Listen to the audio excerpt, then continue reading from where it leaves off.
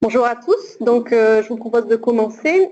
Déjà, je vais me présenter, je m'appelle Émilie Egea, j'ai rejoint la Fondation Rovaltin au printemps en tant que chargée de programme scientifique et je suis ravie aujourd'hui de vous accueillir. Et je vous remercie d'être venus assister à cette conférence et aussi aux personnes qui sont sur le webinaire de nous suivre. Alors, comme vous le savez, la Fondation Rovaltin a pour objectif de produire et de diffuser des connaissances sur des sujets à enjeu dans le domaine de la santé et de l'environnement. Et nos conférences du jeudi, les jeudis de la Fondation, sont l'occasion de vous présenter l'état des lieux des connaissances scientifiques à un temps T. Alors, des connaissances scientifiques, mais pas seulement, puisque nous essayons toujours d'organiser nos conférences pour avoir l'intervention de deux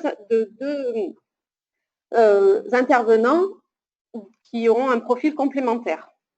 Aujourd'hui, on va traiter d'un sujet qui est au cœur de l'actualité de ces jours-ci, puisque nous allons aborder le thème de la qualité de l'air et de son impact sur notre santé et plus particulièrement sur les cancers. Comme vous le savez depuis plusieurs jours, le nord et l'est de la France subissent un épisode de pollution aux particules fines. À l'heure où les territoires et la société tout entière s'interrogent sur les solutions à mettre en œuvre pour préserver l'air que nous respirons, avec notamment sur Rovaltin la mise en place d'un plan climat et énergie territorial qui comprend entre autres qui prend en compte la problématique des effets sanitaires de la qualité de l'air, le professeur Béatrice Ferver, qui est coordinatrice du département cancer et environnement au centre Léon Bérard de Lyon, et Madame Géraldine Guillot d'Atmo Auvergne-Rhône-Alpes ont eu la gentillesse de bien vouloir venir nous dresser le tableau de la situation en Auvergne-Rhône-Alpes. Donc je vais leur passer la parole. Madame Ferver.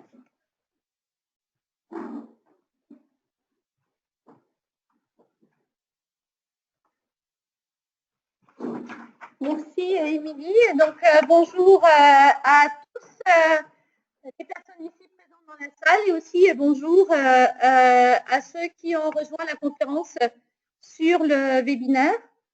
Merci à la Fondation Rovaltin de nous inviter de vous parler d'un sujet d'actualité qui est la pollution de l'air et l'impact sur la santé, et plus particulièrement l'impact sur le risque de cancer. Vous n'aurez pas pu être up-to-date et d'actualité avec cette conférence, vous l'avez bien aimé. Si vous avez aimé la conférence ou l'épisode de pollution de l'air, nous avons réfléchi avec Géraldine qui en parle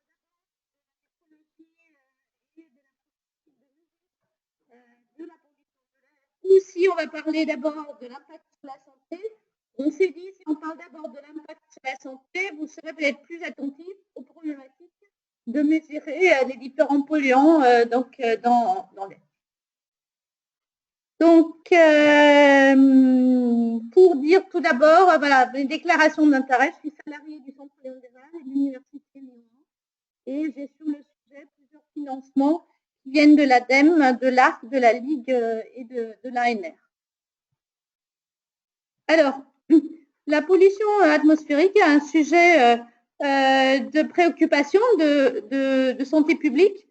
C'est un mélange complexe de différents polluants et on va voir l'impact sur la santé de ces différents polluants. C'est un mélange complexe qui est variable dans l'espace et dans le temps. Vous l'avez vu actuellement, on est notamment face à un pic de pollution atmosphérique.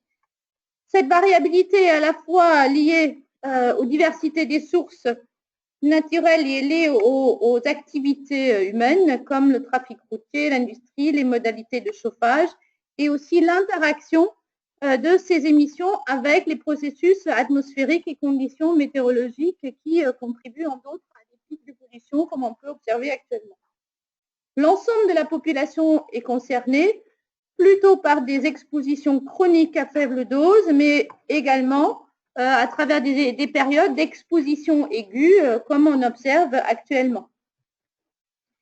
Il y a aussi des expositions professionnelles de certaines catégories de travailleurs professionnels qui sont plus particulièrement exposés. On peut citer par exemple les policiers en charge de la circulation, des chauffeurs divers ou des vendeurs de rue moins fréquents.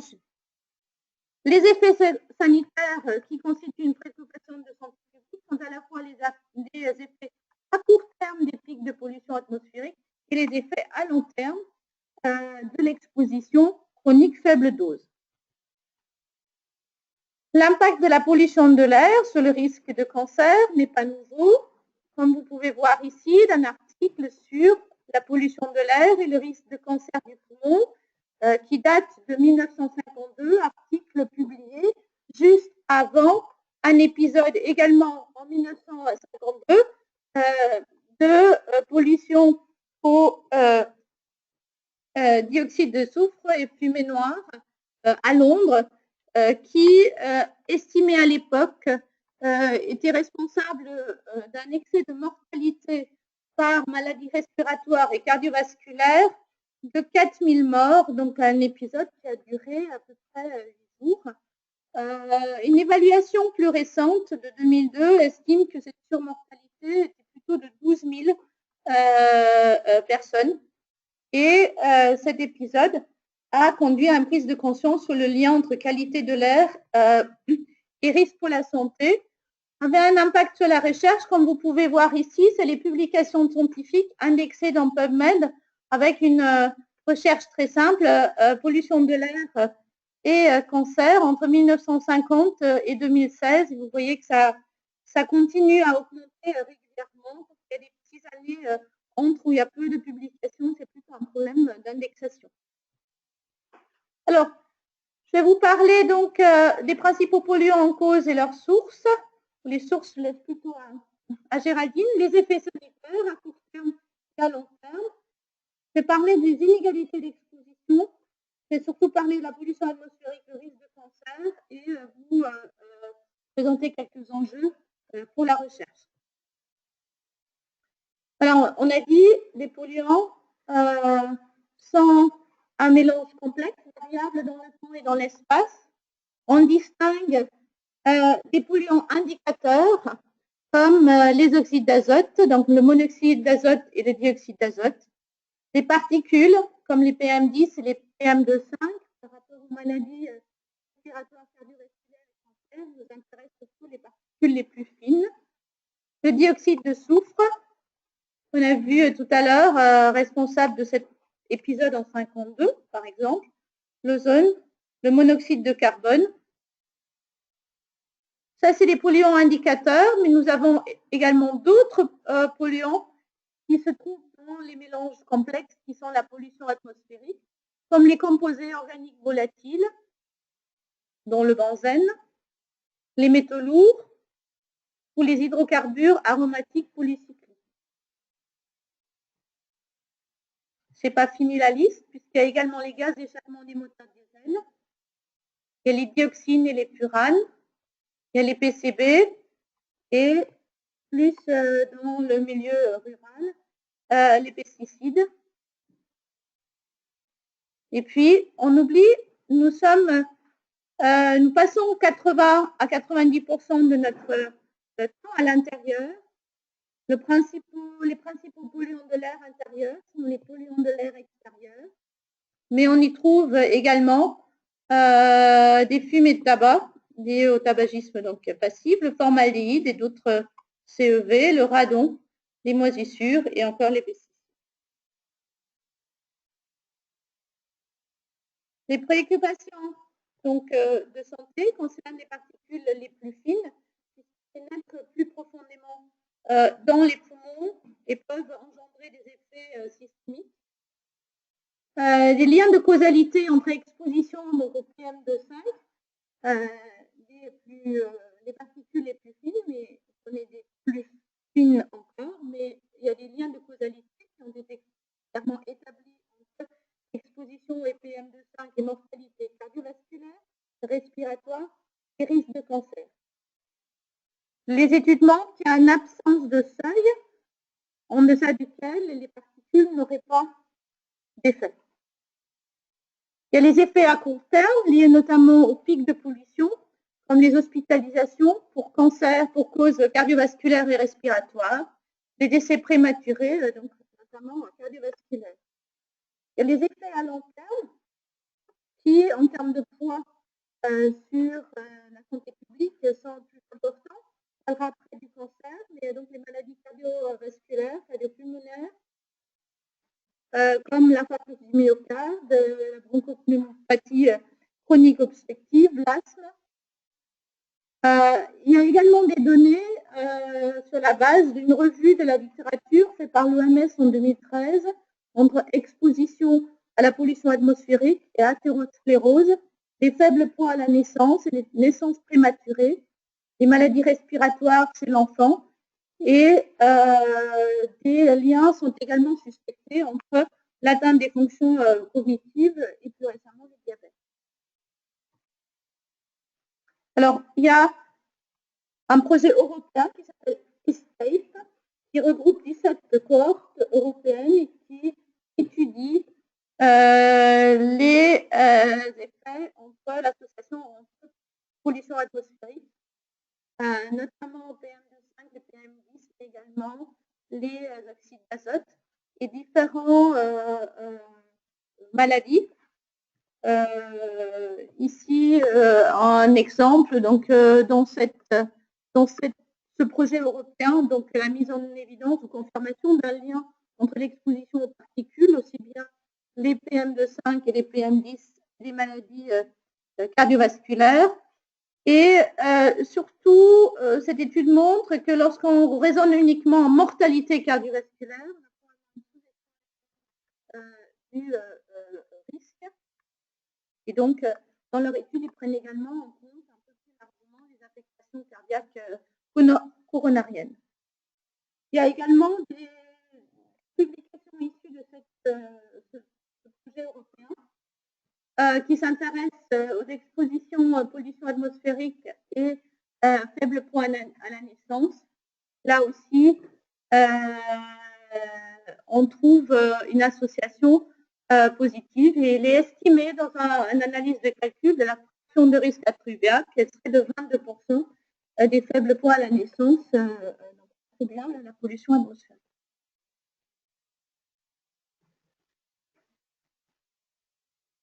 On raisonne souvent que l'exposition à la pollution atmosphérique est associée à des inégalités sociales que des personnes de catégories socio-économiques faibles seraient plus exposées à la pollution atmosphérique. C'est vrai. Quand on voit ici dans la périphérie, donc ça c'est Paris, c'est issu de l'étude Equitaria menée par l'École des hautes études de santé publique qui s'intéresse dans l'exposition pollution atmosphérique et différents impacts sur la santé, comme la mortalité néonatale ou les mortalités cardiovasculaires ou mortalité toute cause. Ici, on voit donc les niveaux oxyde d'azote pour l'agglomération, donc pour la ville de Paris. Donc, on voit dans la périphérie, ici, dans les iris, donc les îlots, avec un niveau socio-économique faible, en rouge. On a également ici des niveaux moyens journaliers d'oxyde d'azote plus importants.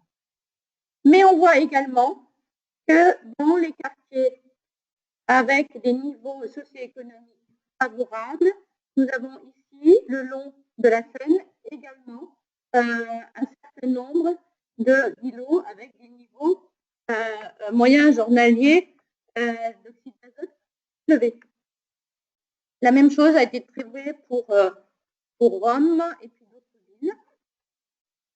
Néanmoins, quand on regarde plus précisément la mortalité pour cause associée à l'exposition aux oxydes d'azote et le niveau socio-économique, on voit que le risque de mortalité de toute cause à niveau de base,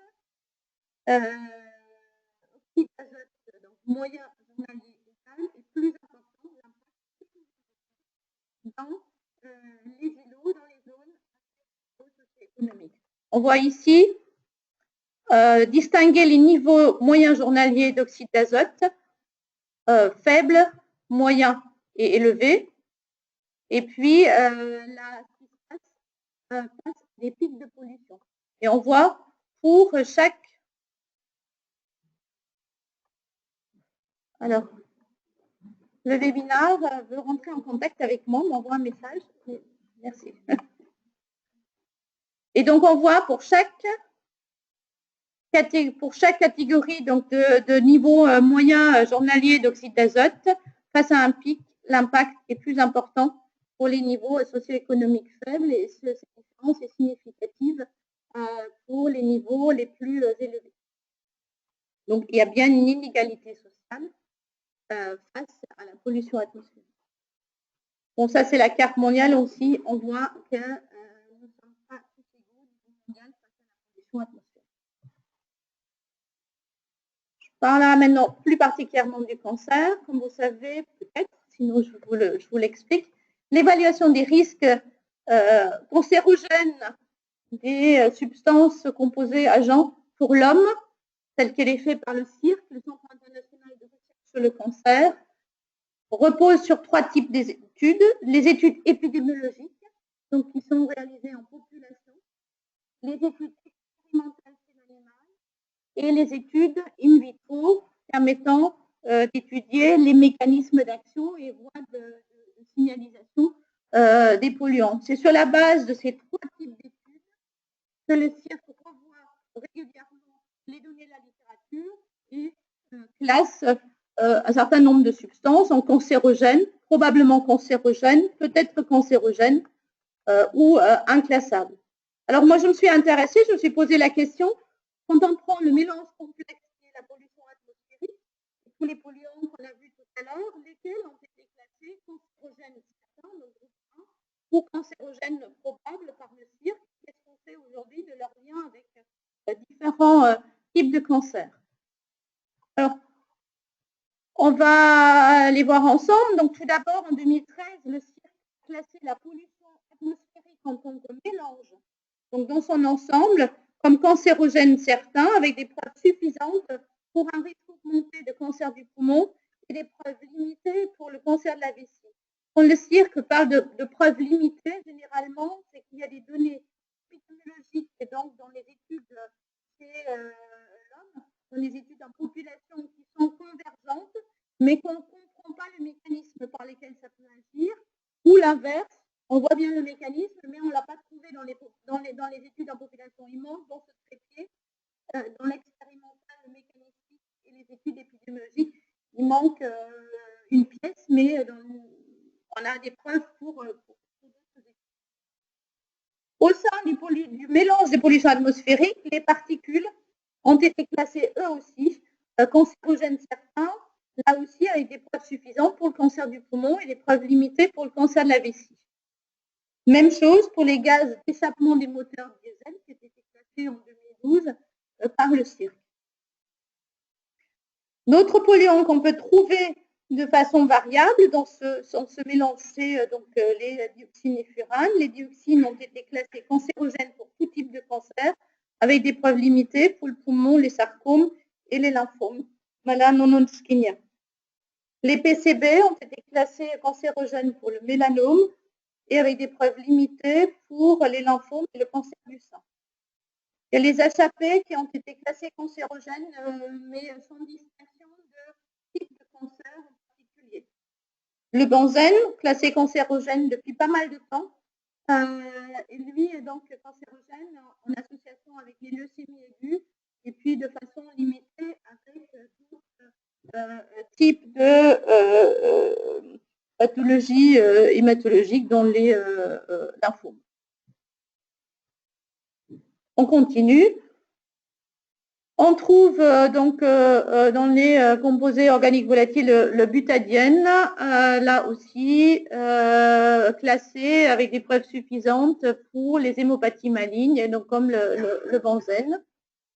On a les métaux, le cadmium, le nickel, là avec des preuves suffisantes pour le poumon et puis également pour le nickel, les fosses nasales et sinus de la face, l'arsenic, le radon, le formaldéhyde, la combustion domestique du charbon, classé là aussi pour le poumon, le tabagisme actif en air intérieur, ou le radon, eux aussi classés pour le poumon.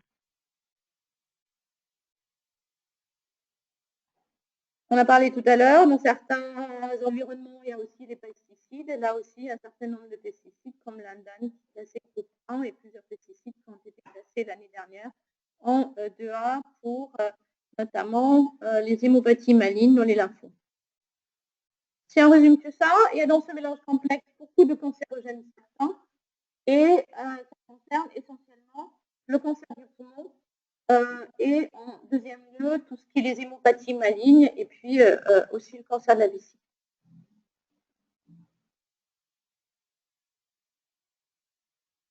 Alors, avant de vous parler de ça, dire que pour beaucoup, ce n'est pas le cas pour la pollution atmosphérique en tant que mélange, ni pour les particules, mais pour beaucoup de ces substances, les données sur lesquelles se sont basés les classements proviennent d'études en milieu professionnel où généralement les expositions et dont les risques sont plus importants. Et qu'il est difficile pour un certain nombre de polluants de mener des études d'exposition en population. Alors, comme je disais tout à l'heure, en 2013, le CIRC a classé la pollution atmosphérique comme cancérogène en concluant que le cancer du poumon est donc positivement associé aux polluants indicateurs de l'air, que l'association, une association la plus forte a été trouvée pour les PM, et avec une augmentation du risque de cancer du poumon de 10%, augmentation de 10 microgrammes par mètre cube. Donc voilà un chiffre à retenir, qui fait écho à ce que va présenter Géraldine tout à l'heure. Les associations qui sont observées dans ces études ne sont pas expliquées par le tabagisme ou d'autres facteurs connus. Ça repose sur des études épidémiologiques, justement, qui ont pu ajuster sur d'autres facteurs, comme l'exposition professionnelle et le tabagisme. Comme je disais, les données concernant le cancer de la vessie sont limitées. Et puis, il est considéré aujourd'hui qu'il y a certaines suggestions, mais globalement que les données sont insuffisantes pour le cancer du sein, la leucémie et les cancers de l'enfant.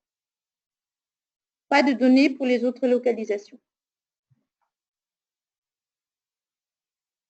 Alors, parmi les données sur lesquelles ils ont basé leurs conclusions, il y avait la méta-analyse de Amra qui a fait une synthèse de 18 études épidémiologiques et ont regardé donc l'exposition aux PM, on les PM de 5, les PM10, sur le risque de cancer du poumon.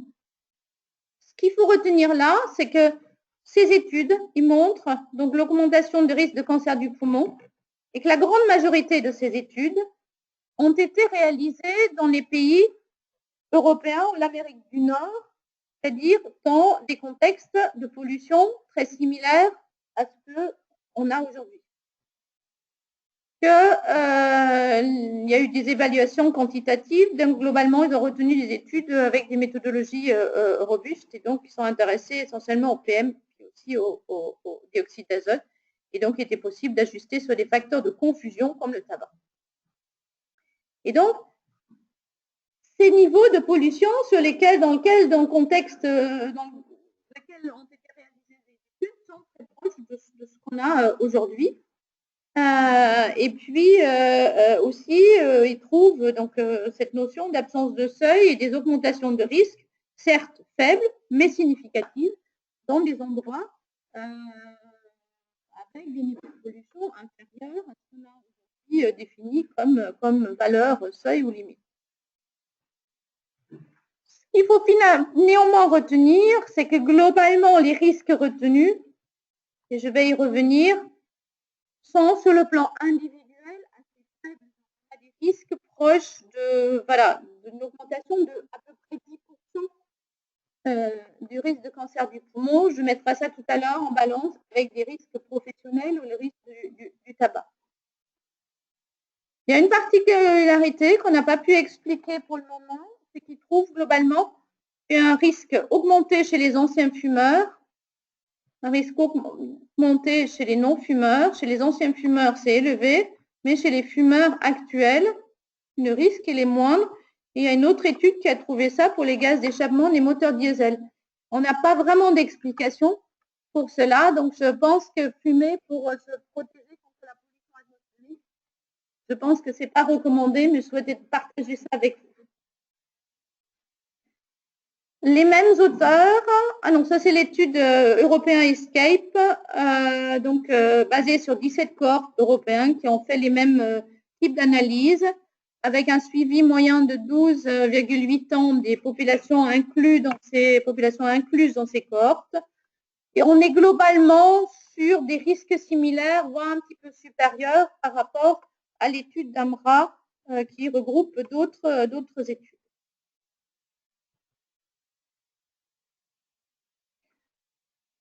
AMRA a fait une deuxième analyse pour des études en population disponible et là aussi trouve une augmentation significative du risque de cancer du poumon associé à l'exposition aux oxydes d'azote et on est dans les mêmes ordres de grandeur d'augmentation du risque. On a parlé du cancer de la vessie où là les données étaient moins concluantes et surtout les données disponibles reposent pas mal sur des données chez les travailleurs. Quand on regarde le cancer du sein, il y a plusieurs études qui suggèrent une association positive et surtout à la fois la pollution atmosphérique avec un certain nombre de polluants classés groupe 1 par le CIRC, pouvant avoir potentiellement des perturbateurs endocriniens, des effets perturbateurs endocriniens comme les PCB, les dioxines, le benzoapyrène, le cadmium. Mais on trouve également des études qui suggèrent une augmentation du risque de cancer du sein associé avec l'exposition aux particules. Plusieurs auteurs suggèrent que c'est en fait un surrogate pour l'exposition aux HAP. Et ces polluants pour lesquels il y a des données pour le moment plus non concluantes divergentes sont néanmoins trouvés aussi dans certaines études en expérimentation animale comme étant positivement liées à une augmentation du risque de tumeur mammaire chez l'animal. La problématique et le cancer du sein, c'est un exemple pour la problématique qu'on rencontre en épidémiologie environnementale quand on souhaite investiguer des faibles risques. Souvent, les études sont de petite taille. Lorsqu'on est sur des risques globalement faibles, vous avez vu sur le cancer du poumon, les risques pour le cancer du sein ne vont pas être plus importants. Les risques d'augmentation des risques qu'il y a. Donc, les études sont souvent de petite taille, donc ne pas forcément suffisamment puissants pour pouvoir investiguer ce risque de cancer du sein associé à la pollution atmosphérique. Quand c'est des études sur la base de registres, il est très difficile, voire impossible, de prendre en compte d'autres facteurs de risque comme le nombre d'enfants, l'allaitement, l'âge de la première grossesse, qui sont des facteurs de risque connus de cancer du sein. C'est comme l'exemple du cancer du poumon. Si on n'intègre pas une exposition à d'autres facteurs de risque comme le tabagisme, on pourra difficilement investiguer le risque de cancer du poumon associé à la pollution atmosphérique. C'est ce même problème que le cancer du sein. Même quand on a des études épidémiologiques, lorsqu'on n'a pas d'éléments sur le fait du récepteur, donc des données plus précises sur le type de cancer du sein, on a aussi des limitations parce qu'on voit dans plusieurs études qui trouvent dans l'ensemble pas de risque. Et puis quand on regarde les différents types de cancer du sein, on voit des sous-groupes sur lesquels il y a un peu plus de risque ou moins de risque. Souvent, la caractérisation de l'exposition est sommaire et on voit des études qui ont pris en compte pour le cancer du sein et d'autres pathologies l'adresse de l'individu au moment du diagnostic de la maladie. On sait que c'est un processus long et cette complexité de devoir prendre en compte l'histoire résidentielle sur plusieurs années, voire éventuellement les données proches de la naissance et la petite enfance, voire le développement in utero. Et puis pour certains de ces polluants, comme les dioxines ou les PCB, on peut aussi avoir une exposition alimentaire qui est rarement prise en compte. Je m'excuse d'avance et vous n'hésitez pas à m'interrompre puisque la composition des auditeurs dans les conférences de Rovalta est parfois complexe. Je me trouve à la fois avec des experts pour lesquels ils manipulent aisément les termes que j'utilise dans ma présentation et face à plutôt des représentants, on dit des publics pour lesquels je peux parler dans certaines phrases et dans certaines diapos un peu chinois. Donc je m'excuse puisque c'est difficile à trouver le chemin entre ces deux publics et je suis prête à répondre à vos questions. C'est ça la diapo et ça c'est très accessible pour le public puisque ce schéma j'utilise en consultation avec les patients. Je disais tout à l'heure, oui, il y a un risque significatif et la pollution atmosphérique est classée cancérogène. Néanmoins, on est sur des risques, des niveaux de risque au niveau individuel relativement faibles. Donc ici, vous voyez le risque de cancer du poumon associé au tabac. Ça multiplie fois 10 le risque de cancer du poumon. Et encore, j'étais gentille parce que je suis un de moyen fumeur et quelqu'un qui fume pendant 30 ans par jour, il est plutôt avec une multiplication fois 20, fois 30 de son risque de cancer du poumon. J'ai dit tout à l'heure, souvent en milieu professionnel, les expositions sont plus importantes et on observe effectivement globalement, là c'est des exemples, des risques de cancer du poumon multipliés fois 2, fois 3, fois 4 parfois chez les travailleurs exposés à ces différents polluants classés cancérogènes. Et puis quand on arrive en environnement, c'est vrai pour la pollution atmosphérique, c'est vrai aussi pour d'autres polluants qu'on peut investiguer en population générale et donc en environnement, on se trouve individuellement avec des risques relativement faibles. Et tout à l'heure, les études que je vous ai montrées, là j'ai dit un risque relatif de 1,1, c'est-à-dire une augmentation de 10%. Tout à l'heure dans les études, on était plutôt dans une augmentation de 5%. Donc, voilà, tout petit par rapport à des facteurs individuels. Et ça, pour son propre risque, il faut avoir en compte. Ces faibles risques sont associés à plusieurs enjeux. Premièrement, si le risque au niveau individuel est faible, rapporté à une population, ce risque est important. Si beaucoup de gens sont exposés à un faible risque, ça fait quand même potentiellement un nombre de cas important. Ces niveaux de risque faibles, donc proches de 1, donc ce que vous trouvez dans une étude de 1, ça veut dire que le risque chez les gens exposés, c'est le même que chez les gens non exposés. Donc quand vous avez un risque qui est proche de 1, il faut que vous avez des études extrêmement rigoureuses, que vous travaillez sur des grandes populations pour que vous puissiez vraiment dire que votre risque de 1,1 ou 1,01 est vraiment positif et significatif par rapport aux gens qui ne sont pas exposés. Et donc, ça, c'est un enjeu important pour l'épidémiologie environnementale de pouvoir mener ces études. Ça a aussi un impact sur le coût de mener ces études.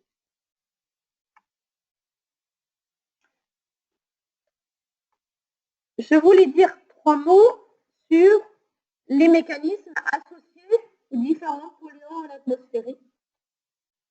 On peut distinguer, je ne vais pas rentrer parce que là je vais vraiment commencer à parler chinois pour certains, on peut distinguer les caractéristiques des cancérogènes en 10 catégories différentes.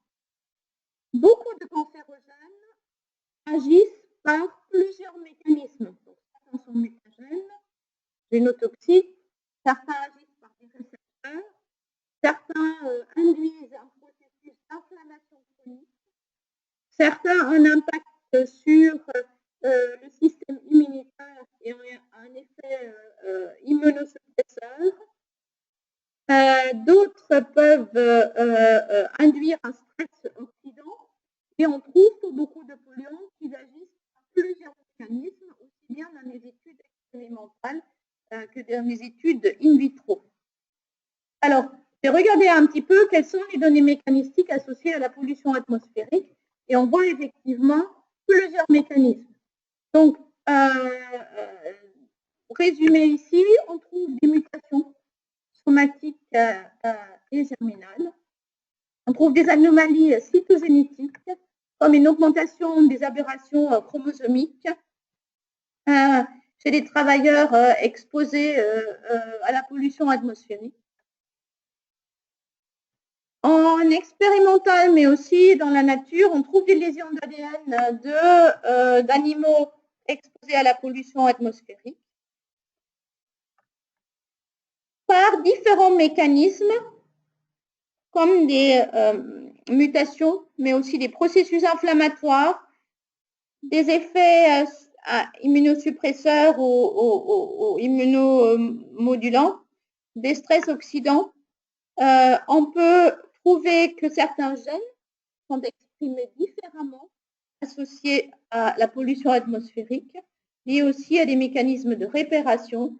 Et la pollution atmosphérique a été dans plusieurs études, résumées récemment par Pani, associées à des modifications épigénétiques. Ce n'est pas vraiment des modifications de l'ADN, mais qui peuvent avoir un impact sur l'expression des gènes et peuvent être transmis aux enfants et générations futures. Ici, par exemple, c'est issu d'une revue de 63 études. On voit que la pollution atmosphérique peut agir dans différentes populations, à la fois des populations professionnelles, mais aussi des populations de résidents en milieu urbain ou des enfants résidant au milieu urbain. Ces études ont trouvé que la pollution atmosphérique peut agir par différents mécanismes comme les adduits d'ADN, les aberrations chromosomiques, les cassures de bras de l'ADN ou de la modification d'expression de gènes.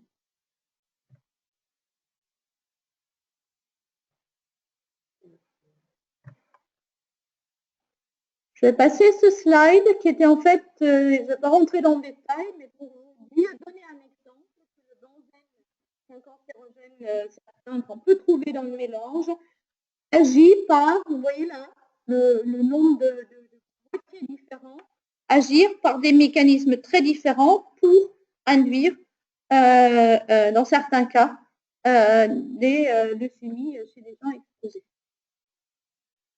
Et ces voies se trouvent donc activées en même temps chez des gens exposés. La question dans les études épidémiologiques où on observe une exposition et un effet sur la mortalité, sur le risque de maladie, c'est toujours de comprendre est-ce que c'est vraiment lié ou est-ce que c'est des facteurs de confusion et ce lien qu'on observe est finalement lié à autre chose. D'où la nécessité de travailler dans les études épidémiologiques de plus en plus aussi sur des marqueurs biologiques qu'on peut associer à l'exposition d'une part et à la maladie d'autre part. On a vu tout à l'heure que certains cancérogènes agissent par des marqueurs, par un processus inflammatoire et donc dans cette étude, les auteurs sont intéressés à la présence de différents marqueurs inflammatoires chez des gens exposés à long terme. Ils l'ont fait dans deux populations différentes, une population en Italie. Vous voyez ici donc les niveaux d'exposition aux oxydes d'azote qui étaient une exposition plus importante dans les sujets. Donc il y avait 97 personnes en Italie qui étaient plus fortement exposées que 490 autres sujets dans une population, dans une cohorte en Suède. Ils ont trouvé des profils de marqueurs inflammatoires différents. Donc, tout d'abord, ils ont trouvé, quand ils ont analysé l'ensemble de la population, ils ont trouvé une association entre le niveau de pollution atmosphérique et la présence de certains marqueurs de l'inflammation, comme voilà, il y a il y a et puis, ils trouvent des niveaux différents selon s'ils regardent la population suédoise ou italienne. Bon, je vais passer ça. Les enjeux pour la recherche. J'arrive à mon dernier point. L'avant-dernier. Je sais pas bien suivi le temps. Mon reste. Alors, j'ai déjà parlé de plusieurs enjeux pour la recherche qui sont notamment, j'ai besoin de beaucoup de sujets lorsque je m'intéresse à des risques faibles. Il y a la question de la caractérisation de l'exposition. Quand on demande dans une étude, est-ce que vous fumez, c'est plus ou moins juste la réponse que donnent les participants. Quand on dit, est-ce que vous vous souvenez, il y a 30 ans, est-ce que vous avez fumé, ça devient déjà moins juste. Si on vous demande quel était le niveau d'exposition à la pollution atmosphérique et 30 ans, personne ne peut répondre. C'est pour ça qu'on utilise ce qu'on appelle des surrogates, donc des informations que les sujets dans une étude peuvent nous donner avec plus de fiabilité, et notamment l'histoire résidentielle, voire éventuellement l'histoire des lieux de travail et les modalités de transport entre le domicile et le travail, pour pouvoir caractériser avec un certain nombre de modèles de dispersion l'exposition à la pollution atmosphérique. D'autres éléments qui sont des enjeux, c'est des effets des expositions à faible dose. Et notamment, on se rend compte que des polluants à effet perturbateur endocrinien ne suivent pas forcément la courbe de dose-réponse classique. L'effet est plus important quand la dose est plus importante. L'effet peut être plus important quand la dose est faible ou différent quand la dose est faible. On a de plus en plus d'éléments qui nous disent que ce n'est peut-être pas l'exposition récente qui a un impact sur le risque de maladie, mais ça peut être l'exposition pendant le développement in utero ou la petite enfance qui peut avoir un impact plus tard sur la vie, notamment pour le cancer. Et puis, on a aussi un certain nombre d'éléments qui nous disent que c'est peut-être même pas notre exposition sur la vie entière ou tôt dans la vie en développement in utero, c'est peut-être déjà l'exposition de nos parents qui peuvent avoir un impact sur notre risque de maladie plus tard. C'est des choses assez difficiles à investiguer puisque aujourd'hui en France, avant 1990, on n'a pas beaucoup d'informations sur la pollution atmosphérique.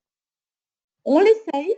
Alors moi, je travaille plus particulièrement sur le cancer du sein. On a récemment publié une étude où on a regardé dans une cohorte nationale de 100 000 femmes quel était le lieu de naissance des femmes et on a comparé le risque de cancer du sein chez les femmes entre leur lieu de naissance rural et urbain. Vous allez me dire, bah oui, mais les femmes qui habitent en milieu rural font plus d'activité physique, sont plus minces, ont leurs enfants plus tôt, en plus d'enfants, participent moins souvent au dépistage. Toutes ces questions, on s'est posées, on a pu avoir accès à toutes ces informations, puisque c'est une cohorte qui suit ces femmes depuis 25 ans. Et donc, on a pu ajuster sur de nombreux facteurs de risque, comme l'âge à la première grossesse, le nombre d'enfants, est-ce que les femmes ont allaité ou pas, est-ce qu'ils ont pris la pilule ou pas, est-ce qu'ils ont pris un traitement hormonal substitutif de la ménopause. Et après avoir ajusté sur tous ces facteurs, on trouve un risque augmenté de cancer du sein chez les femmes qui sont nées en milieu rural, en milieu urbain, pardon, par rapport aux femmes qui sont nées en milieu rural. Et on trouve une tendance significative, c'est-à-dire quand on place toutes les communes de naissance par ordre croissant du nombre d'habitants, bah, le risque croît progressivement. Et donc, dans cette étude, actuellement, on mène une analyse, on demande à ces femmes leur histoire résidentielle, vie entière, pour pouvoir regarder est-ce que le parcours campagne-ville peut avoir un impact sur le risque de cancer du sein. Pardon? Alors, la cohorte, c'est la cohorte E3N. C'est une cohorte, vous connaissez peut-être. D'accord, d'accord. Ouais, c'est un élément d'information très riche. C'est une cohorte de 100 000 femmes dans la MGEN qui, pour étudier les effets environnementaux est assez intéressant puisque depuis 25 ans, donc les femmes répondent, et vous le savez, régulièrement à des questionnaires sur les modes de vie, sur les facteurs de risque de cancer et d'autres maladies. C'est des femmes affiliées à la MGEL. Ça ne veut pas dire que professionnellement, ils n'étaient peut-être pas exposés, mais on peut considérer au moins que leur exposition professionnelle, donc dans le milieu de l'enseignement, est faible et probablement homogène par rapport à une cohorte en population générale où on a des travailleurs qui ont pu aussi avoir été exposés à différents facteurs. Voilà, c'est un peu comme ça se présente. On est tous exposés tout au long de notre vie à plusieurs polluants, pas un polluant. Donc, comment ils interagissent éventuellement. Et donc, c'est la somme de tout ça qui fait qu'un jour, on va développer une maladie et donc, l'enjeu pour la recherche, de pouvoir décomposer ce lien pollution atmosphérique et maladie en différentes étapes, en essayant de caractériser ces différentes étapes intermédiaires par une amélioration de la caractérisation des expositions, à la fois en environnemental, mais aussi quelle est l'exposition individuelle, quelle est la dose interne, quels sont éventuellement des effets biologiques précoces ou permanents au niveau de l'altération de certaines structures et le lien avec le développement du cancer dans un deuxième temps. Donc, bien maîtriser ces différentes étapes pour ouvrir un peu cette boîte noire ou black box.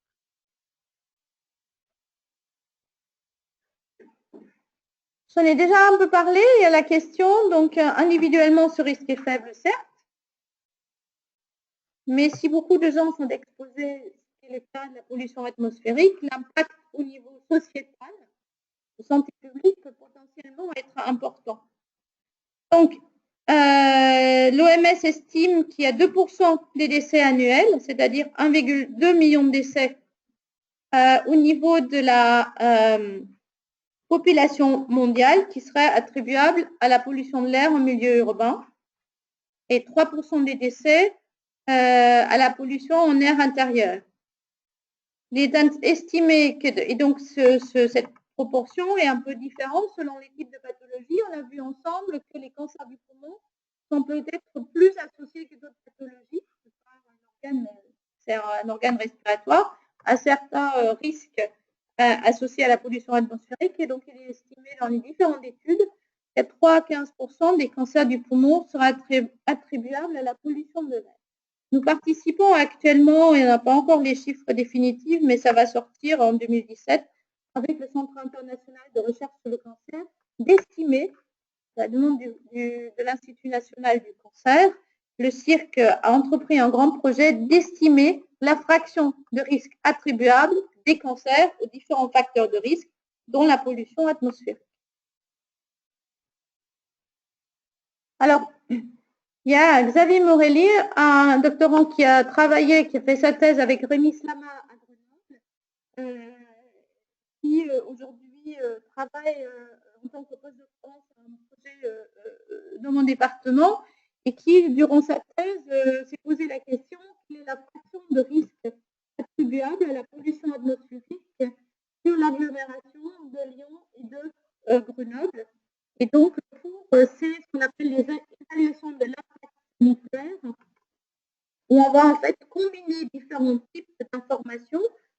Donc, c'est des études assez complexes, puisqu'ils nécessitent à la fois des études épidémiologiques qui permettent d'estimer le risque et les études épidémiologiques dans les populations proches de notre population d'intérêt. Donc là, la population urbaine de la ville de Grenoble et de Lyon pour différents facteurs. Et puis, de connaître la part des personnes exposées sur ces territoires. Je vais passer les différents, donc voilà, les agglomérations de Grenoble. En fait, il a regardé à Grenoble le cancer du sein, parce que le cancer du poumon, pardon, parce qu'il y a le registre de cancer dans l'Isère.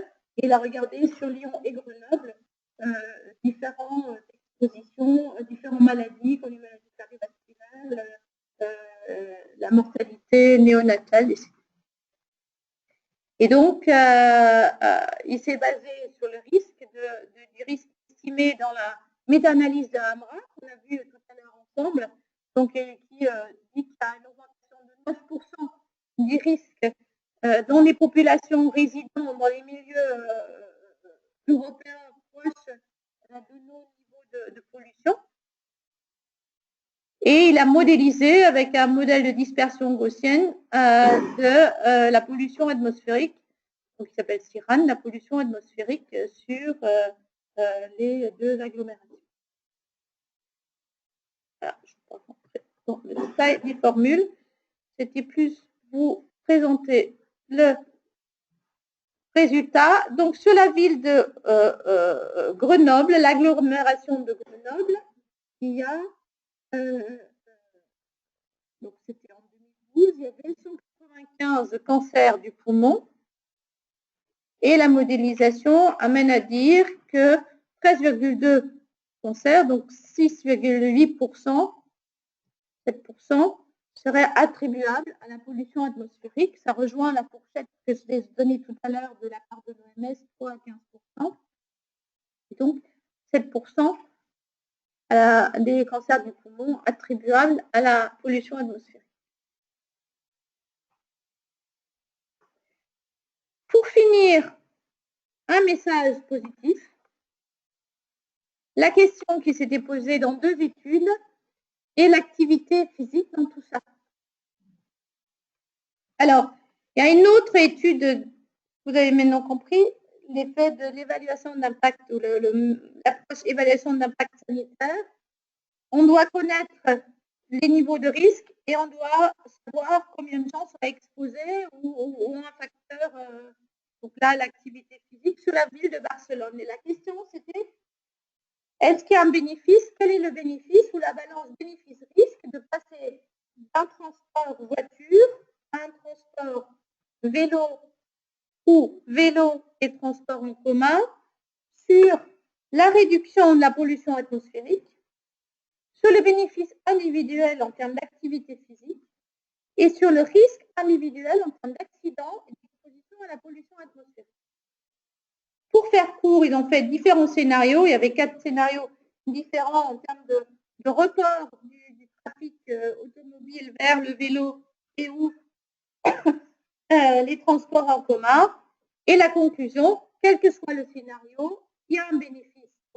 Au niveau individuel, la balance bénéfice-risque n'est pas et en faveur du bénéfice de l'activité physique, bien qu'il y a effectivement aussi l'exposition individuelle à la pollution atmosphérique et potentiellement à un risque d'accident, mais le bénéfice sur la santé en termes d'activité physique emporte. Une autre étude a regardé dans une population de 52 000 sujets âgés de 50 à 65 ans, l'effet sur la santé de l'activité physique qui s'était posée, comme c'était une population en partie très urbaine, poser la question si l'exposition à la pollution atmosphérique et l'exposition au trafic impactait sur ce bénéfice de l'activité physique. Et donc la conclusion, c'est que l'exposition à la pollution atmosphérique, notamment celle liée au trafic automobile, n'impacte pas le bénéfice de l'activité physique dans cette population des 50 à 65 ans. Une chose que j'ai oubliée, et là je termine, c'est de dire que tous les 4 scénarios de l'étude à Barcelone ont comme un bénéfice sociétal qui s'appelle le niveau de la pollution atmosphérique. Ouais, je pense que la conclusion, ça va rejoindre ce que toi tu vas dire, et qu'il y a une augmentation de risque associée à la pollution atmosphérique. Cette augmentation du risque pour la santé cardiovasculaire, respiratoire et cancer se trouve dans les niveaux qui sont les niveaux auxquels nous sommes exposés. Il y a un risque différentiel en fonction du niveau socio-économique et qu'aujourd'hui, ça agit par différentes voies biologiques. Et des enjeux pour la recherche qui sont importants. Et donc, les études montrent aussi qu'il y a l'absence de seuil. Et probablement, si on baisse, on agit souvent sur les pics de pollution, mais si on baisse le niveau de pollution de base, les pics de pollution vont aussi être moins importants. Merci pour votre attention. Si les sujets cancer, environnement plus large vous intéressent, on a un site internet cancer-environnement.fr et vous avez à la sortie des petits marque-pages qui vous donnent l'adresse et des informations sur le site pour avoir des informations complémentaires par rapport à ce que j'ai pu vous présenter. Merci. Peut-être. Merci. On va discuter tout ça ensemble. Oui, je vous propose de garder vos questions pour la séance, la deuxième intervention de Géraldine.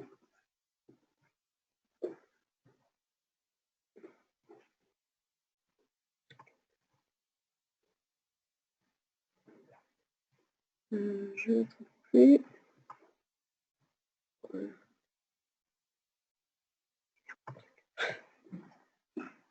Alors bonjour à tous, ici ou en webinaire. Donc je suis Géraldine Guillot, je travaille donc à Atmo Auvergne-Rhône-Alpes et je vais commencer donc justement par vous présenter cet organisme.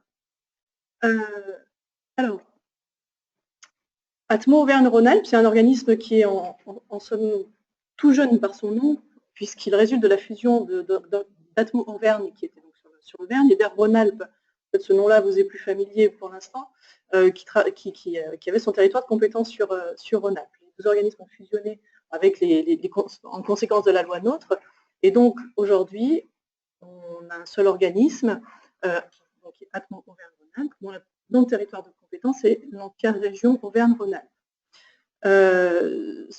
Cet organisme-là fait partie d'un dispositif national fédéré au sein d'une fédération, donc la fédération Atmo. Tous ces organismes-là sont agréés par le ministère de l'écologie pour la surveillance du territoire, pour la surveillance de la qualité de l'air du territoire et pour l'information. C'est à peu près 500 experts qui travaillent aujourd'hui sur l'ensemble de la France. Alors, cette structure, Atmo Auvergne-Rhône-Alpes, est une association qui a été voulue ainsi par le législateur pour pouvoir associer des gens aussi divers que des gens qui viennent de l'État, par exemple, des services de l'État, donc notamment de l'ADREAL. Donc l'ADREAL, c'est l'organisme, le service d'État chargé du contrôle environnemental auprès des installations classées des installations classées dans des industries, en quelque sorte.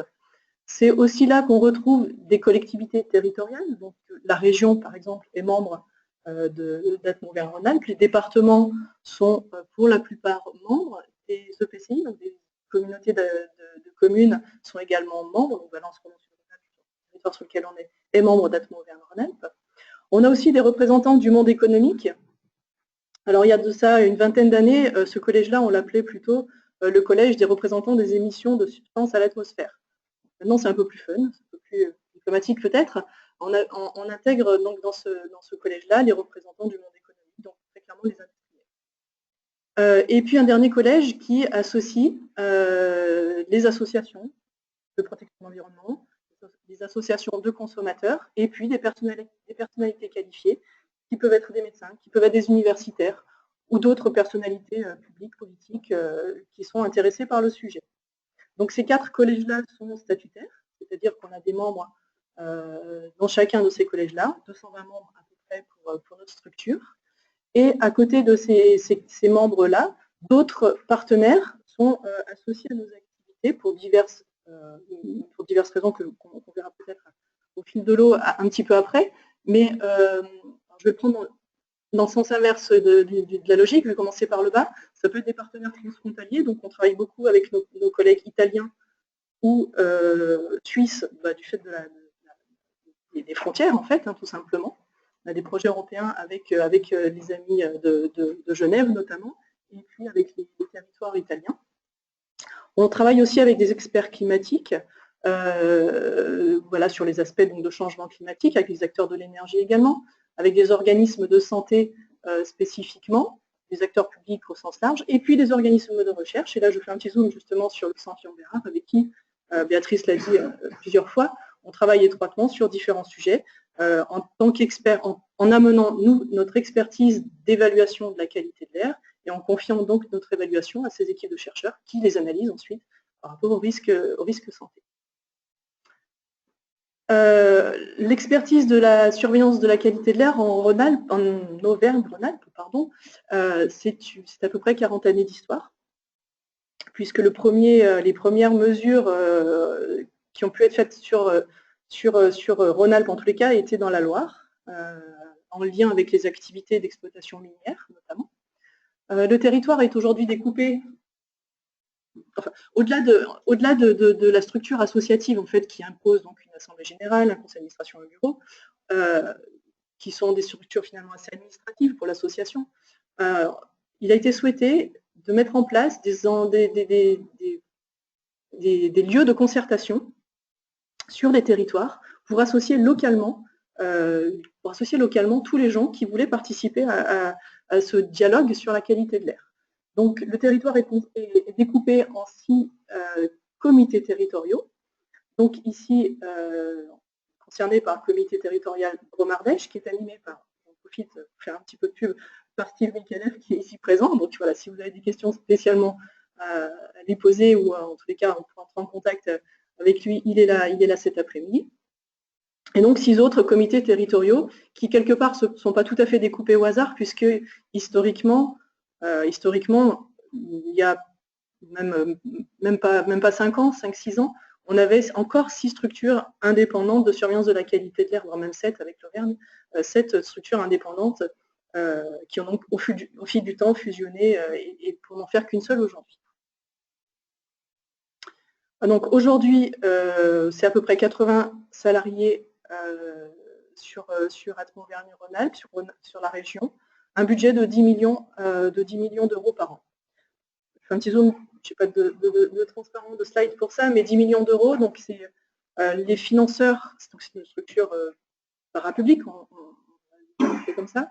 Donc les financements viennent d'une part de subventions du ministère de l'écologie, d'autre part des subventions des collectivités territoriales, et enfin du monde de l'industrie, des émissions, en fait les émetteurs de polluants, les industries émettrices de polluants sont redevables à l'État d'une taxe qui s'appelle la taxe générale sur les activités polluantes, volet R, parce qu'il y a d'autres volets, il y a le volet O, volet, je ne sais plus exactement d'ailleurs tout, mais bon, il y a d'autres volets. Donc, en tous les cas, sur le volet R, elles peuvent, en tous les cas, verser, si elles le souhaitent, une partie de leur taxe aux structures locales de la qualité de l'air, et elles sont ensuite, ce versement est déductible de la totalité de la taxe qu'elles doivent à l'État. Un petit peu comme vous, quand vous faites un don à une association, vous pouvez déduire de vos impôts. Ça marche de la même manière pour les entreprises.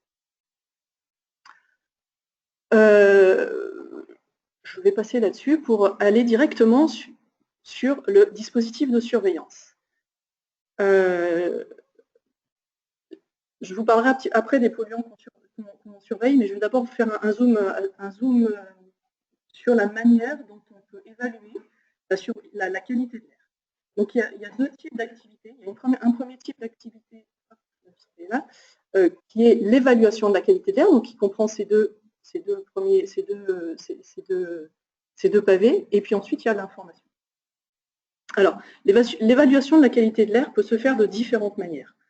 Historiquement, elle se fait depuis près de 40 ans par des mesures sur le terrain.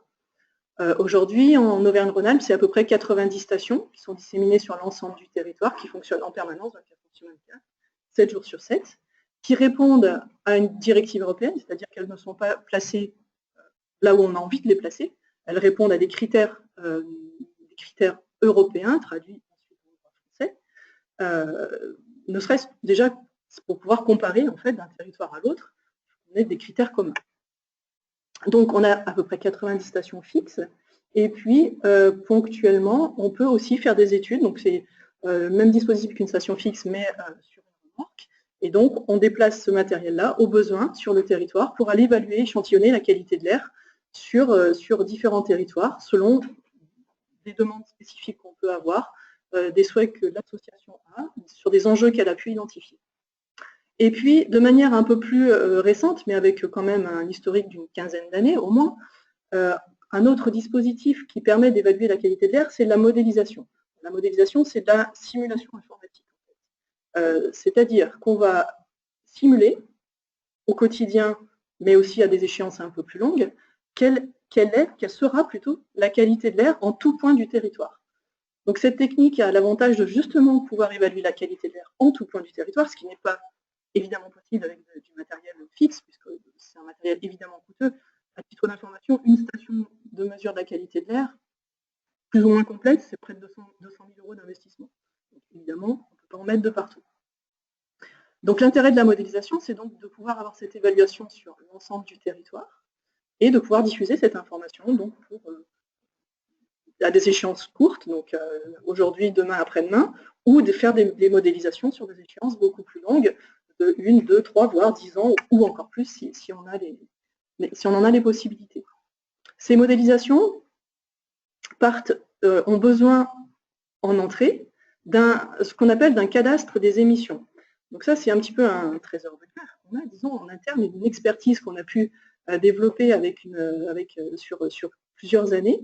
C'est-à-dire que sur l'ensemble du territoire, et tous nos collègues de France font la même chose, on inventorie l'ensemble des polluants qui peuvent être émis à l'atmosphère dans les différents secteurs d'activité qui sont émetteurs. Donc ces différents secteurs d'activité, je les cite là maintenant, mais on y reviendra après. C'est le monde industriel, le monde agricole, les trafics, les systèmes de chauffage résidentiel. J'en ai oublié. Là, je ne pense pas comme ça, mais on y reviendra de toute façon après. L'agriculture, je pense que je l'ai dit. Si, alors, si, on prend en compte le transport. On prend en compte le transport aérien.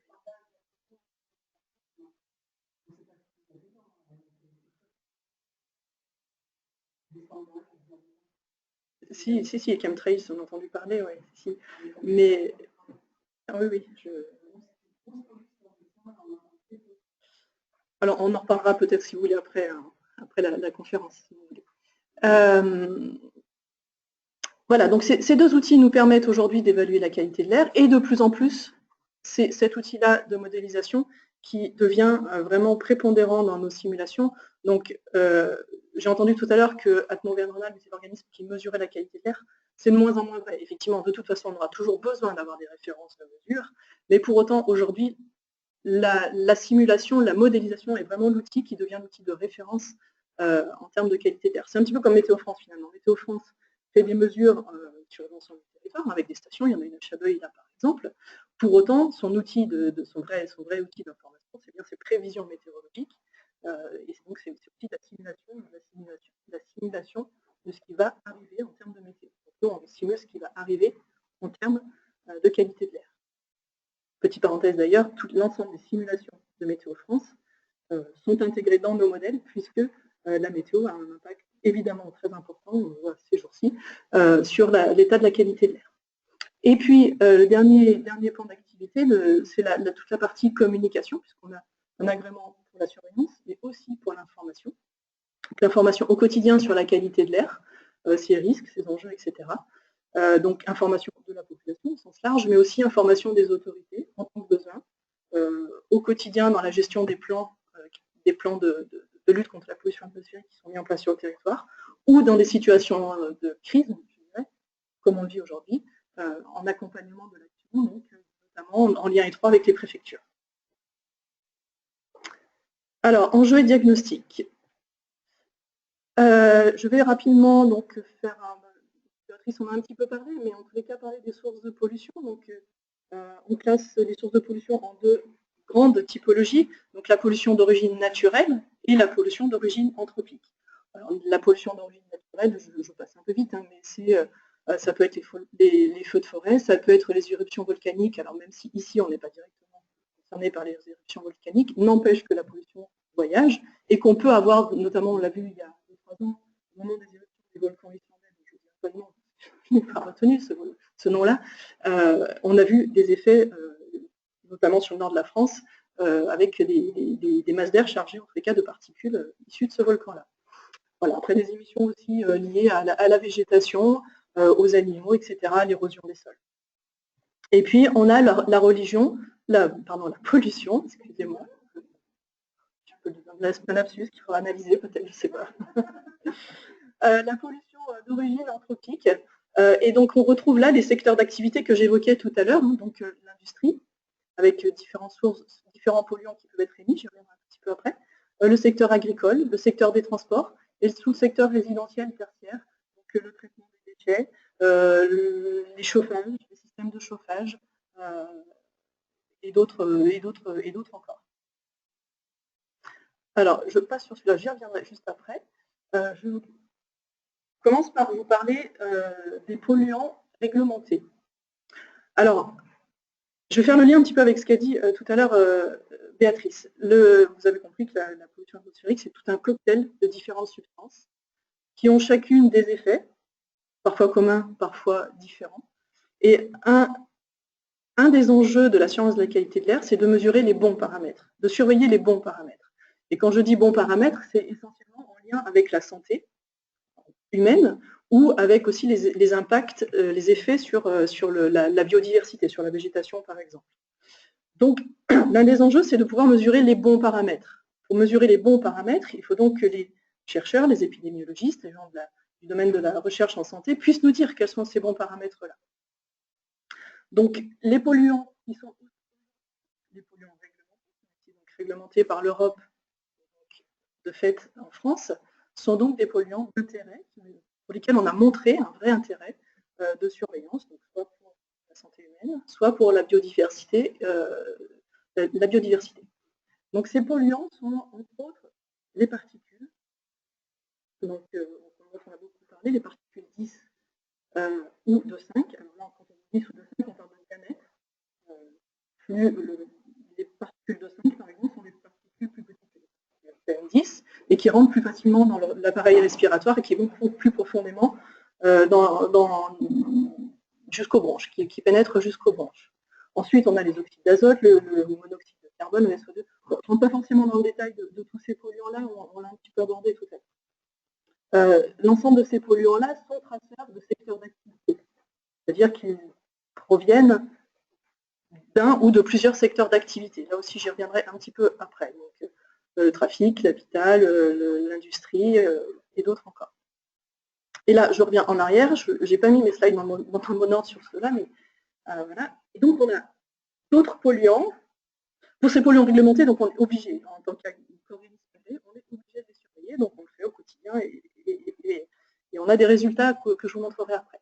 Et puis, il y a d'autres polluants qu'on appelle émergents. Alors, ils ne sont pas forcément émergents dans l'atmosphère, c'est des risques qui deviennent aujourd'hui préoccupants ou émergents, sur lesquels on a des suspicions d'effets sur la santé. Les polluants émergents peuvent être notamment les nanoparticules et les nanomatériaux. Donc aujourd'hui, on a des programmes d'amélioration de connaissances qui ne sont pas dans notre mission réglementaire, mais pour autant, on a jugé qu'il était intéressant de pouvoir apporter des éléments, des premiers éléments d'intérêt pour faire progresser justement la recherche sur ces connaissances, sur les effets de ces polluants-là, donc les nanoparticules, les ondes électromagnétiques. Alors, pour le coup, nous, on n'y participe pas directement, mais on a participé à des études, notamment avec la ville de Valence sur ces aspects-là. Les pesticides, évidemment.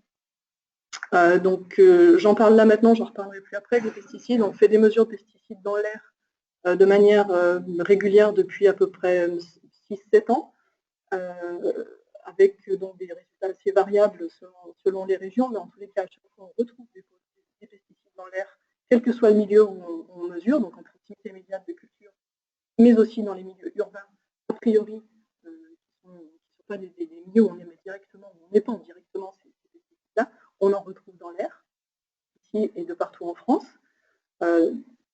Les pesticides, c'est vraisemblablement un sujet qui va devenir réglementé d'ici peut-être une dizaine d'années dans l'air ambiant. Aujourd'hui, ça ne l'est pas, mais il est bien possible que ça le devienne. En tous les cas, les procédures sont en train de se mettre en marche pour que ça soit un jour réglementé.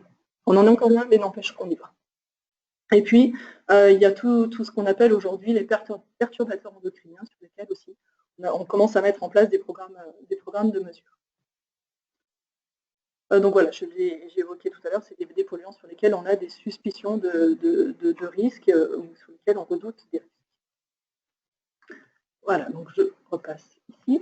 Donc la qualité de l'air, on l'a un petit peu vu, donc c'est un enjeu de société, évidemment, en premier lieu sanitaire, je ne reviens pas là-dessus, ça a été bien dit tout à l'heure, mais pas uniquement, il y a aussi un enjeu à communiquer sur ce sujet-là, puisque c'est une préoccupation forte de la population, en tous les cas exprimée comme telle dans différentes enquêtes qui ont pu avoir lieu en Rhône-Alpes ou ailleurs. C'est aussi un enjeu réglementaire, donc ça j'y reviens juste un petit peu après par rapport à la réglementation. C'est des défis aussi à relever vis-à-vis de l'économie, puisque la pollution atmosphérique a un coût économique.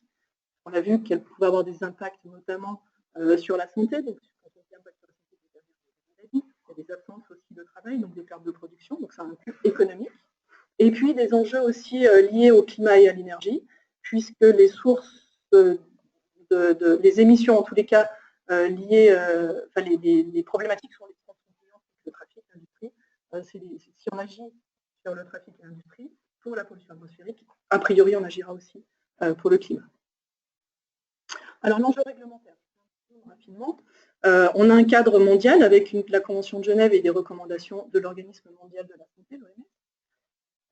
Une ambition européenne qui date un petit peu d'une vingtaine d'années à peu près, avec le protocole de Göteborg, des directives émissions. Donc là, c'est l'ensemble des pays individuellement qui s'engagent à respecter un tonnage maximal d'émissions à l'atmosphère. Chaque pays a une limite pour les particules, pour les oxydes d'azote, ne peut pas émettre plus d'un certain volume de polluants à l'atmosphère.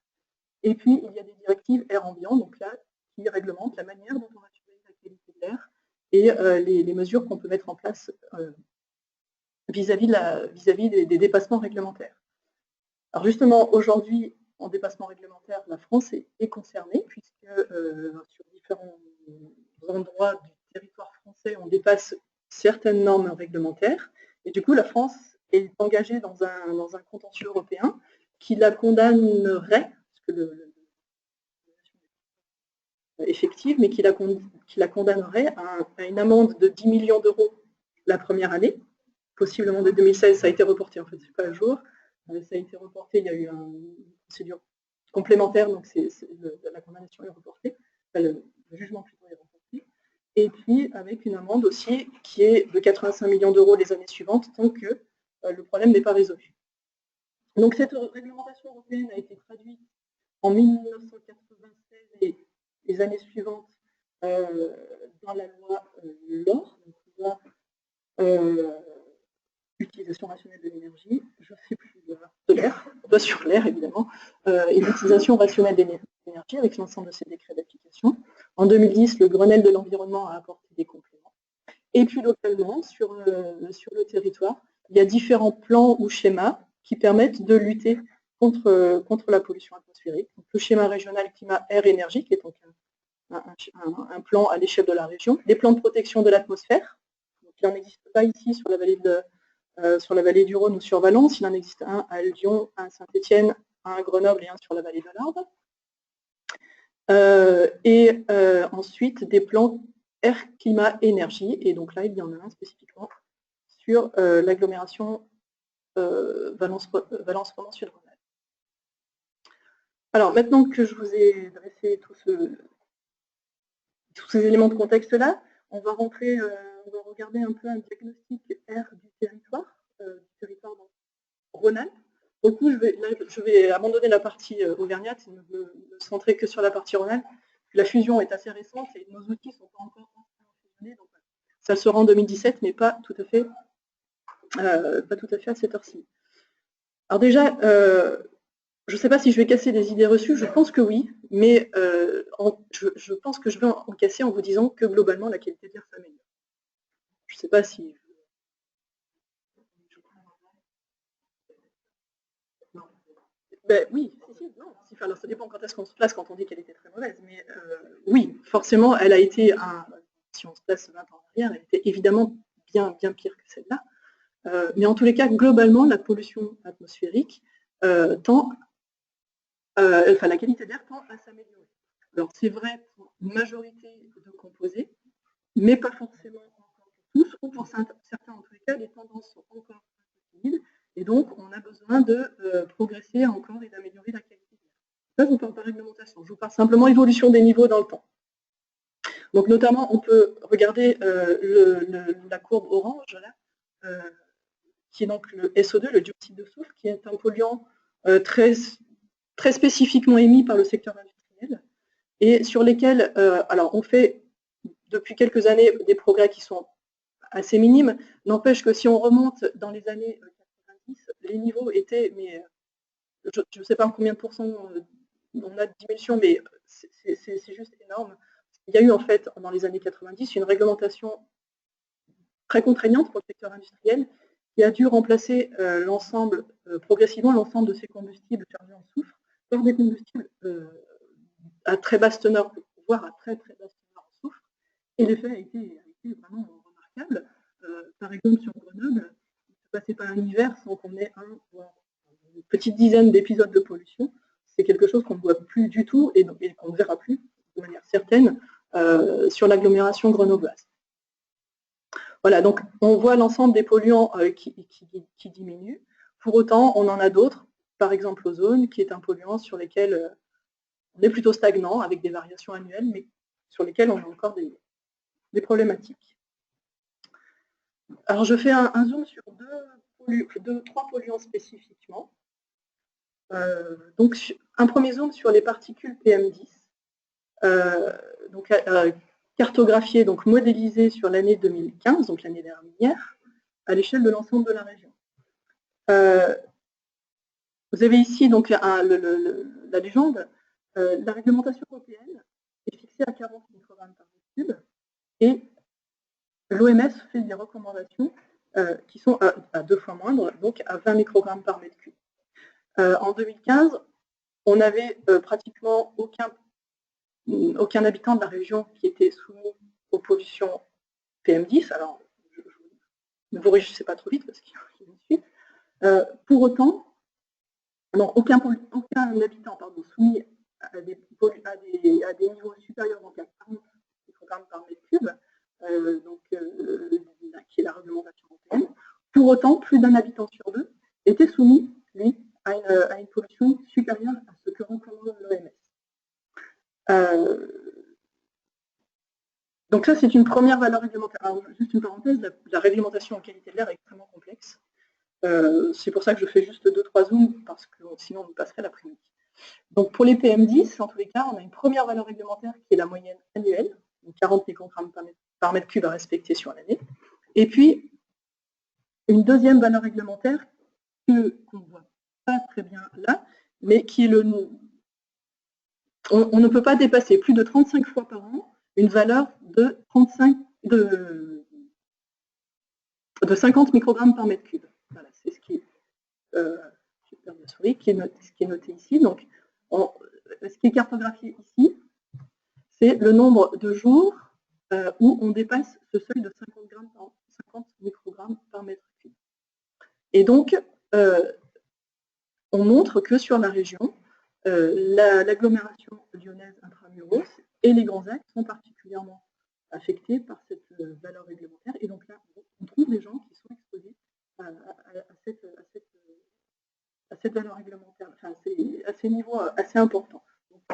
Donc notamment dans l'agglomération lyonnaise et spécifiquement aussi dans la vallée de l'Arve. Donc la vallée de l'Arve, c'est la vallée qui conduit à Chamonix. Donc voilà, les PM10 en moyenne annuelle, on est bon.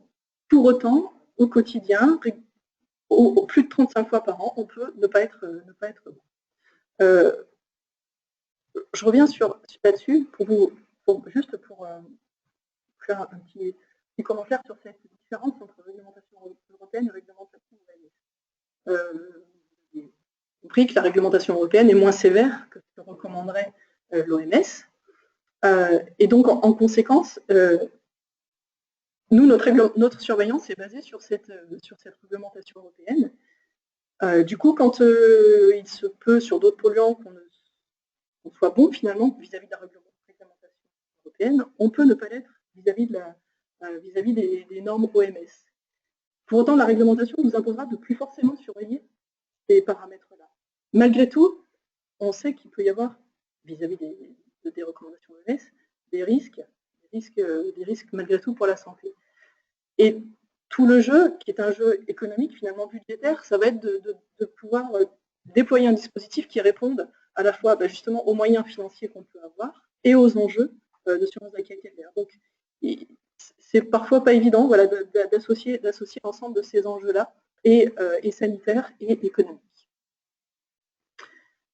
Un autre zone qui est particulièrement parlant pour nos régions, c'est quand on parle d'ozone.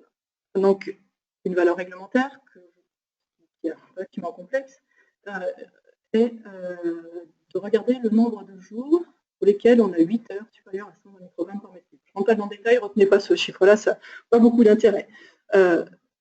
N'empêche que vous voyez très clairement que le sud de la région, c'est aussi équivalent quand on descend en dessous, en Languedoc-Roussillon ou en PACA, le sud de la région est particulièrement concerné par ce polluant-là, donc on appelle l'ozone, qui n'est pas un polluant directement lié par des sources de pollution, mais qui va résulter de la transformation notamment des composés organiques, des oxydes d'azote, sous l'effet de l'ensoleillement.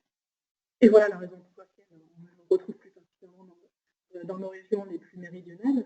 Ce polluant-là va se transformer par d'autres polluants. Et donc voilà, on est particulièrement soumis à ce polluant sur la région. Bon, je passe là, c'était un bilan. Et donc j'évoquais tout à l'heure la différence entre les valeurs limites réglementaires imposées par l'Europe et les recommandations OMS. On voit sur ces graphiques-là qu'on peut, donc là on est sur les PM10, sur certaines stations, donc les stations de Grenoble en l'occurrence, et puis une station de référence européenne qu'on a sur le sud de la Drôme, qui est une super station équipée la plus équipée du territoire quasiment, en tous les cas du territoire rhône-alpin, qui est une station qui participe à un dispositif de surveillance européen. Et on en a une donc sur le territoire de Rhône-Alpes qui est située pour les locaux à Saint-Nazaire-le-Désert. Dans un milieu tout à fait exempt de sources de pollution, en tous les cas, c'est le but justement qu'elle ne soit pas directement influencée par des sources de pollution. Et donc là, on voit très clairement que pour plusieurs stations, en fait, on est en dessous de la valeur réglementaire, mais par contre, on est au-dessus des réglementations. Alors, j'ai parlé des concentrations dans l'air ambiant. On va regarder maintenant l'évolution, enfin les sources de pollution. Donc, je ne parle plus concentration, je parle quantité de polluants émis à l'atmosphère. Tout à l'heure, je parlais de quantité de polluants qu'on pouvait respirer, donc tout un chacun au quotidien. Là, je parle de quantité de polluants qu'on va émettre, c'est-à-dire qu'on regarde, pour le secteur du transport par exemple, combien on va émettre de particules, combien on va émettre d'oxyde d'azote, etc. Comment fait-on? Peut-être juste un petit point là-dessus, pour évaluer combien le transport, combien les voitures vont émettre, par exemple, sur un secteur routier, on va regarder les comptages routiers. On va regarder la composition du parc. Donc ça, c'est des données qui existent par différents organismes, au niveau de l'ADEME, au niveau d'enquêtes aussi qui sont faites dans des agglomérations ou autres. Et on applique un facteur d'émission, c'est-à-dire qu'on sait que pour tant de kilomètres parcourus, un véhicule va émettre tant de particules, tant d'oxyde d'azote, etc. On traduit tout ça dans des inventaires. Et donc, on peut arriver chaque année à avoir accumuler différentes données pour voir comment évoluent les quantités d'émissions qu'on émet à l'atmosphère. Donc globalement, on voit très clairement, et c'est comme je disais tout à l'heure, d'amélioration de la qualité de l'air, on améliore la qualité de l'air, on émet moins de polluants à l'atmosphère, et là ça se voit bien. Donc, globalement, les courbes sont descendantes. Elles sont particulièrement descendantes, vous le voyez ici, pour les dioxines. Donc à partir des années 2000 à peu près, il y a une très forte réglementation sur l'ensemble des usines d'incinération des ordures ménagères qui ont été contraintes, suite à différents épisodes qu'on a pu voir, par exemple à Gilly-sur-Isère ou d'autres, qui ont été contraintes donc de mettre en place des systèmes de traitement de leurs émissions très contraignants et donc qui ont porté leurs fruits, puisqu'on a diminué de plus de 80% les émissions de dioxine à l'atmosphère, donc au début des années 2000.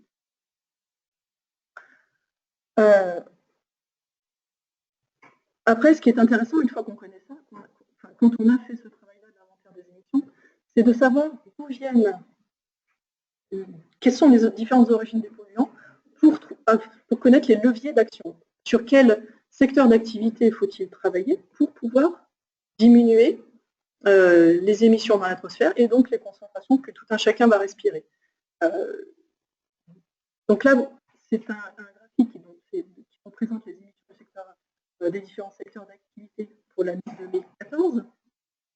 Et si on se concentre uniquement sur les particules PM10, donc celle-ci, on se rend compte que l'agriculture émettrice, certes, de particules, mais qu'elle n'est pas le secteur majoritaire. Le secteur majoritaire étant d'une part le secteur résidentiel et d'autre part le secteur du trafic. Donc pour le secteur résidentiel, donc comme le petit texte est ici, le secteur, dans ce secteur-là, les émetteurs principaux sont les systèmes de chauffage non performants